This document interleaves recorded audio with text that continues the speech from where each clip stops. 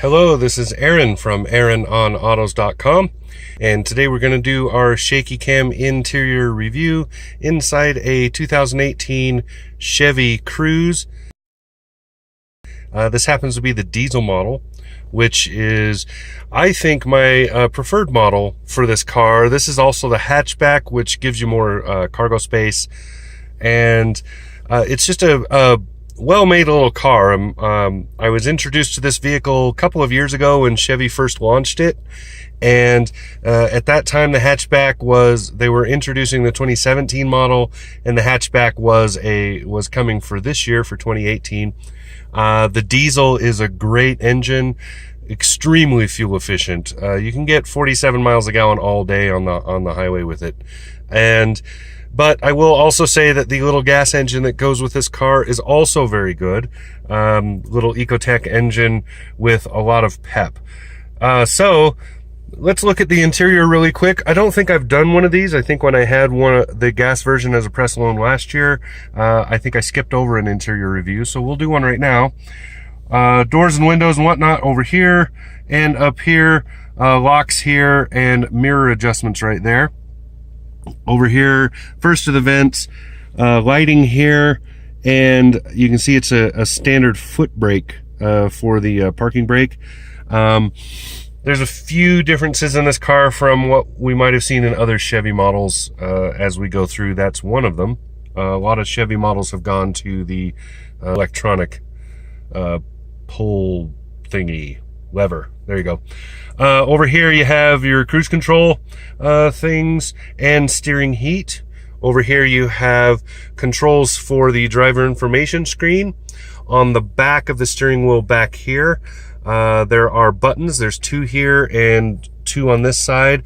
They run the volume and channel selections respectively, up and down, and then you can see your telematics and voice control. Of course, the sticks do what you expect, so rear here, and regular wipers here, and turn signals, which should be called signal turns for those of you who fail to use them a lot, and brights. So, instrument cluster. Pretty straightforward, not much to talk about here. There's an RPM gauge that you'll probably never need. Up here is a fuel. You can see I put a lot of miles in this car. I don't know exactly how many. I haven't looked at the trip. Maybe I can do that really quick. I have put 628 miles on this car and still have almost a full quarter of a tank left. So that's, I would say, highly impressive. You can also see the average fuel economy. Yes, I was using these buttons here to look through that. Over here is your engine heat. It's been running for a few minutes. I just dropped the kids off at school. Ha, that is not a euphemism. Over here is the speedometer. So pretty straightforward. I've been using the digital speedometer because it's just easier to read. Because of the way I sit in this car, in fact, the way the camera shows it right now is how I'm usually seeing the instruments. So I'm cut off all the way across here. That's purely because of my height and where I like the steering wheel to be. If I were to do further adjustments and move my seat further back so that people in the back seat couldn't put their feet anywhere, then I would be able to see that. That's a property of this being a compact car and me being 6'3". So over here, you can see some of the options. So I'll just page through some of them. I didn't want to do that. I wanted to go up and down. So trip B, I don't know what that's measuring because I didn't set it. I just set trip A. I still have 115 miles on less than a quarter of a tank.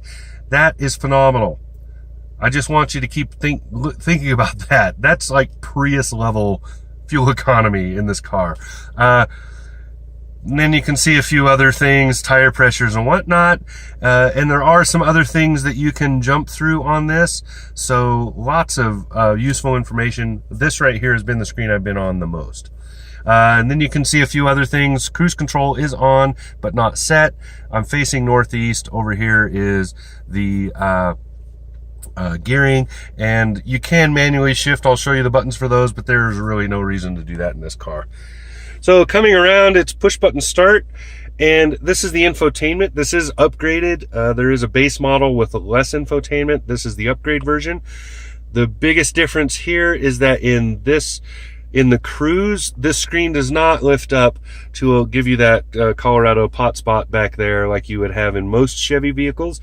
I think that's largely just because the car is too small to have that kind of space. But it still has this general Chevy layout. If you remember the Traverse we just did, this is generally the layout. So you have the vents on either side. This right here kind of looks like the head of the robot, the little black robot that's BB-8's twin in the new Star Wars.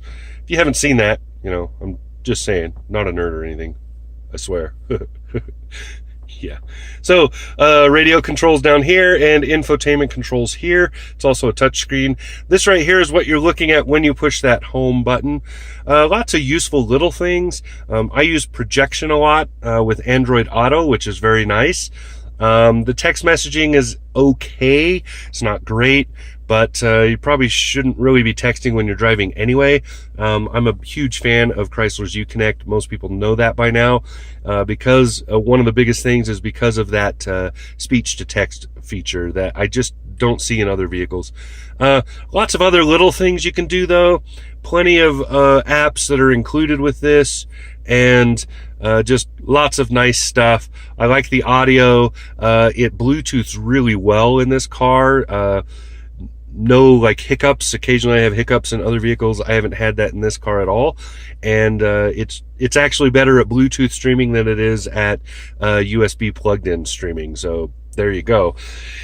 Down here, climate controls, very straightforward. This is very simple climate. You decide, it's old school, decide the fan speed, a rough temperature range you want, and where you want the air to go. It does have bun warmers on either side. You can see I have mine on because I turned everything else off. Then down here, these are the aux and USB, and over here is your 12 volt. And drink holders here, shifter here. You can see you can select gears here. Kind of pointless, like I said, really doesn't do much for you. If you really want to use the gearing to slow you down off the off ramp, I guess you can use this. It's not going to increase your speed or power output much. Kind of, maybe with the gas engine it would make more sense, but in the diesel it's really not doing you much good. You might as well just leave it and let it do its own thing. Parking and traction control, little storage here, which I've been using a lot, sunglasses, phone, and all that. I just kind of drop them in there. There's also some storage inside the cubby, which I honestly have not used at all. Really just haven't needed it, but I know that when people live in their cars, commuting and stuff, they tend to use a lot of storage. I love this faux leather, very nicely done. They probably have some fancy name like leatherette or something for it, but yeah, it's basically vinyl. Very, very nice though. I like the way it feels. They did a good job with the bolstering. This is one of the more comfortable compacts I've been in, especially for this price range. And also just, even though it's hard plastic, it looks really good, feels really good, and this is a fairly quiet car on the road.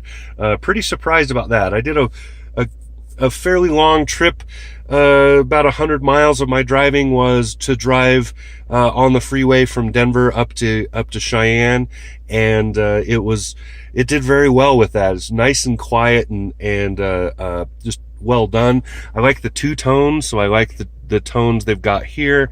I just like the feel. You can see, spent the whole week with 3 kids packed in that back seat, and did wonderfully. It's some work to get the kids into the back seat with the seat belt positions and stuff, but once they're in there, it's great. So nice little car.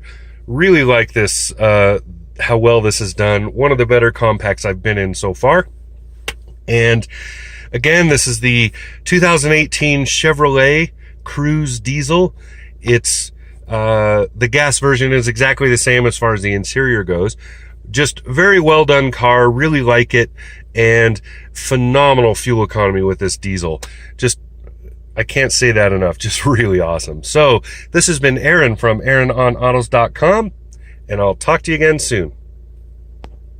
And subscribe, it's over there. Hit the subscribe now.